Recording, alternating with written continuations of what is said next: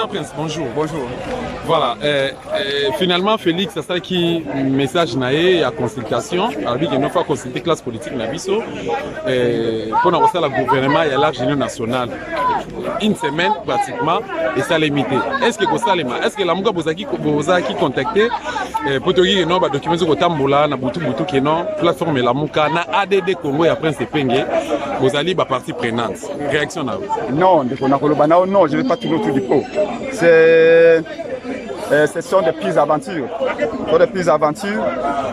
ADD Congo, Lingoma n'a jamais kokendaka na buso bandenge wana.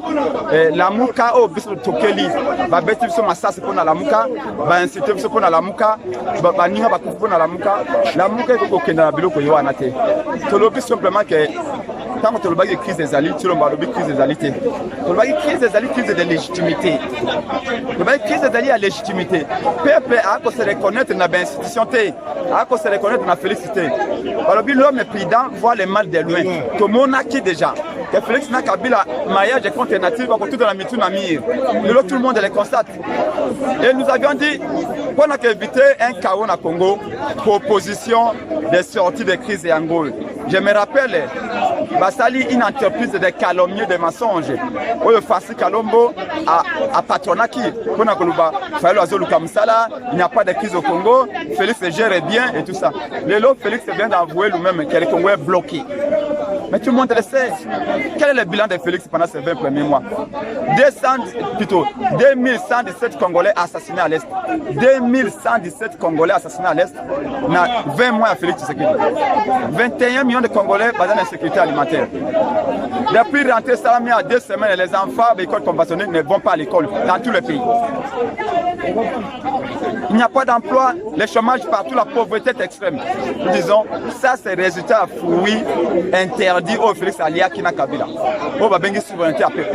Maintenant, il vient de reconnaître la crise, mais il a le kilo quand même de nous dire, je suis chef de l'État, j'ai été élu, Bobengangaï, Nabenga Bino na Kanchat, Bino Toke na Kanchat, on n'ira nulle part. Comment est-ce qu'un infirmier a consulté médecin naïe? Nani médecin et infirmier? Ah, mais biso ba le pouvoir. Biso ba le peuple après ça qui pouvoir ande toi li médecin. Licencié en médecine. Infirmier, tu es infirmière? À quoi le bateau consulter biso? Si l'on bona Kabila ba infirmier. Ba qui pouvoir peuple té. Comment va consulter biso ba médecin? Non. Diagnostic ni ba repère ça biso. Mais voyage à présent, nous disons que rencontre s'il vous plaît rencontre à présent Fayoulou na Sassou balobi que non Fayoulou alingi asa la kutana Félix sous couvert. Non. Ça la discrètement. C'est le président Sassou. Pourquoi l'hypocrisie? Le président Sassou qui appelle le président élu le mercredi. Abi président élu nangi kokutana yo. Ce qui moyen de disposer nga 1 heure. Président élu à Lubino, mais ato ali kulutu. Congo na Brazzaville, ali Bembo Kamoko. Je veux commander Kaboli Biso. De à Katsingambo, et comme on a présence à ce président Sassou AFC, Mboka na yo ezali kozika. Le Seigneur qu'on trouver solution. Président de l'AFC, il n'y a pas 4 voix. Nasi na pesaka proposition de sortie de crise. Makanisi nanga yango yewana na ko bakistate na ko longolate. Président Sassou à lobby, c'était bon à lobby. Benga la présidence africaine pour trouver solution. Bondima qui pouvoir à Félix Akimoïdi. Oyeba ki yango. Les autres comme la situation ni. Ce que tu m'as mis na Congo Kinshasa wa, Brazzaville pe ko tumbama. C'est tout. Toko changer té. Maintenant, au moni bilenge à la muka bayi awa. La parlementaire de Boubaye Balobi, Toboyi Makambo Yaba consultation. C'est de la pire distraction, Félix.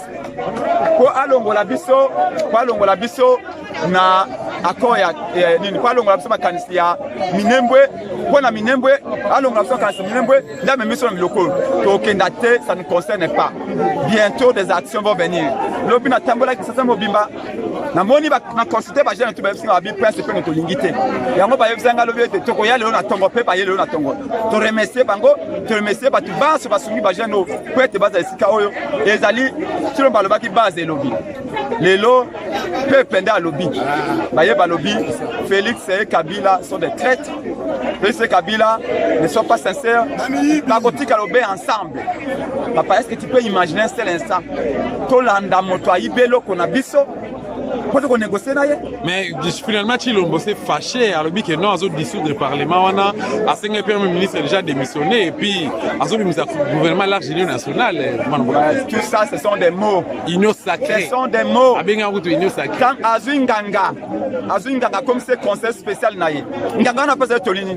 Un Mobutu, c'est Nganga Mobutu, a comme Nganga naie, après le conseil était Benga Batoboy, débauché boy. Yo, moni principe de Nazalibou. Même mesdames, ma pauvreté extrême, moi là, aller voir Félix pour la web, c'est comme ça, la ministre. C'est que peut-être tout le monde a un prix, mais dans notre génération, nous n'avons pas de prix. La pauvreté, on l'a connue, mais de ce qu'elle est, c'est la pauvreté.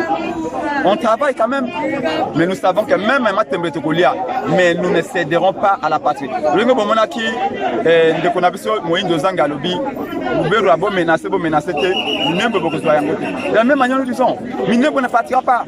Ça, c'est sûr.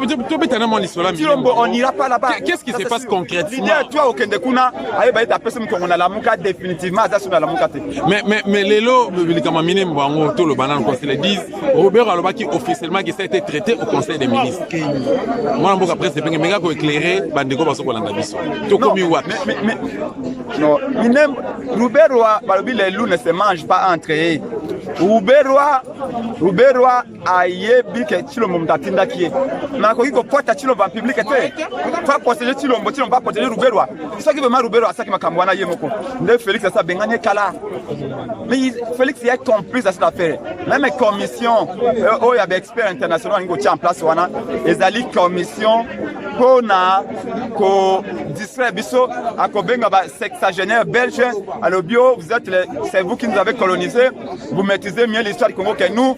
En 1840, avant la création était indépendante du Congo, même avant la création de l'Association internationale africaine AIA, Tokutaka Babanyamulenge na Congo, donc ce sont les Congolais. Et la commission va valider la thèse de Félix qui veut nous expliquer faussement que les Banyamulenge sont des Congolais. Nous disons nous ne sommes pas ennemis des peuples africains.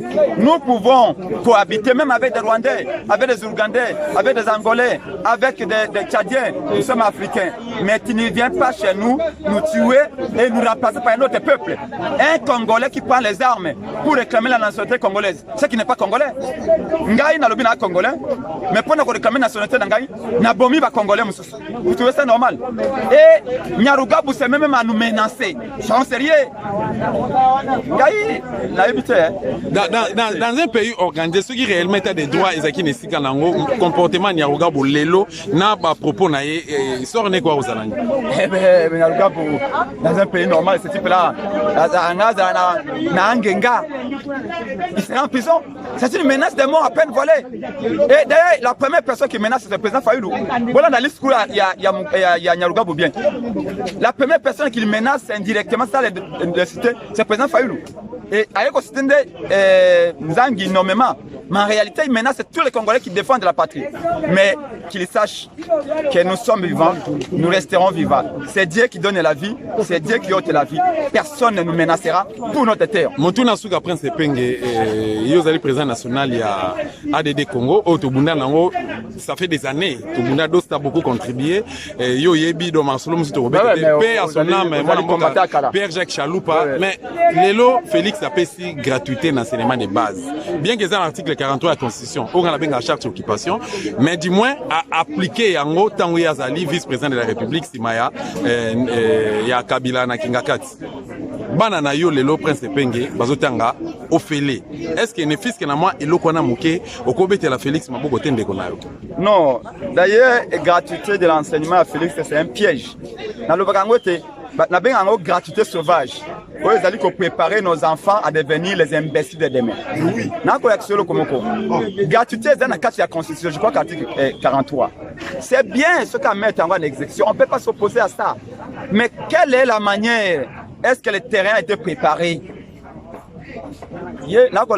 Tant que tu es en école primaire, nous poursuivons 3 objectifs.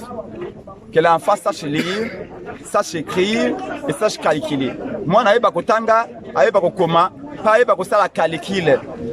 Ceux qui m'ont 6 ans à l'école primaire, je n'ai ayebi ko commenter, ayebi ko ça calculer té. Moi on a raté formation na ye. Oh, c'est la base. Nous étions ceux qui allaient me kende ba redesaka yango. Ceux comme mo bangé, moi ko redesanga ya société. Oh, dans cette gratuité, comme je vous ai dit ici. Il a recruté 144 000 enseignants, nouvelles unités pour enseigner dans le cadre de la gratuité. On a 144 000 enseignants recrutés. Dans le mois d'octobre, il y a 58 000 enseignants. Ça veut dire que 90 000 enseignants ou 94 000 enseignants ne sont pas payés. Mais wapi enseignants, na tongo a leité. À la tête soulier, nous sapons balé 2000 les bandas. Azo kende kotangisa. Distance c'est à 10 km à pied, mais à Zulu Foutinaï depuis 4 mois. À côté, c'est un état d'esprit. Les lois n'ont pas école conventionnelle catholique, 80% d'Ango, l'intérieur comme ça. 2 semaines d'Ango, Bana Bakei na Kelasi, Bako tourner les pouces, il n'y a pas de cours. Si c'est 2 semaines d'absence à cours pour la Bana Namboka le Kolabiso, c'est très grave. Et qu'on a peut-être au Bana, Bako ça cours en ligne. C'est difficile à récupérer. Donc, comment pouvez-vous applaudir une telle gratuité? Nous la Mouka une idée, dans l'ADD Congo, l'Ingopa politique ADD Congo, une idée de gratuité progressive. Année haute, le 50% des charges à parents. En fait, tu dois réhabiliter l'infrastructure, baban, l'école, babanini, et bateau se m'a créé, tu dois enseigner régulièrement. Parce que tout est intégral. Moi, on a qualité d'enseignement à Malonga, ceux qui professeurs payent la condition de vie à Malonga, ceux qui peuvent infrastructure scolaire payent la qualité à Malonga. Tout se tient, tout reste solide et intégré. On ne peut pas dire on laisse les enfants étudier gratuitement, mais on néglige les conditions de vie des enseignants. Ça va compromettre la qualité de l'enseignement. Oh, enseignement, qualité d'enseignement est déjà assez basse. C'est là où c'était un véritable poison, c'est cette gratuité irréfléchie de M. Chilombo. Mais nous allons remédier à ça. Au comme on a au fleuve, il y a 1 km, plutôt fleuve, il y a 200 mètres, na boîte au ban, na 10 ans, 11 ans. Mais quand les belés na Congo, ils ont fait un boule lengi ko beta boye. Directrice a ya bibo bimisaba na bakima. Ko ete ceux qui voulaient beti, ils ko les dindi. Ça, ce n'est pas la gratuité. La vraie gratuité viendra. La politique, c'est l'intelligence. Politique, c'est maquiller l'État. Merci beaucoup, mon bon prince de Penge. Mutuna asuka pe amukuse peuple congolais lelo asala nini poto kabwana. Peuple congolais est sengeli, le kola sa telemi, le kola sa la mukaki, faut agir. La muka c'est tout un symbole. Tant que le baki la muka, c'était presque une prophétie qui reste à ce que les Congolais conjuguent les efforts pour accomplir. Tango muta la muki. Il n'y a que celui qui est réveillé qui peut agir. Et le peuple est prêt à agir. Je vous l'ai dit aujourd'hui. L'essor de ce pays est entre les mains de notre peuple. Le peuple a été chosifié, le peuple a une anzala, le peuple a une nine, le monde de peuple, ça m'a fait peut-être tellement la négative, mais avec les temps, c'est beaucoup mal. Quand on a les qui n'ont moi si awa. Moni aye awa, a l'été, n'angola que ça y est. A outi aye na makolo. Ayewana lete na kozonga donc si mwana masi wana alingi mboka changement dans la mboka te bako bunda te c'est à nous de continuer la lutte au moins lobi consultation sur le suicide pour la muka bongo lobi kuno mona leader la muka lobio pona mbongo na ngai pona ndako na ngai na kena consultation non de konangai même celle avec nos petits sœurs que vous voyez là nous continuons le combat.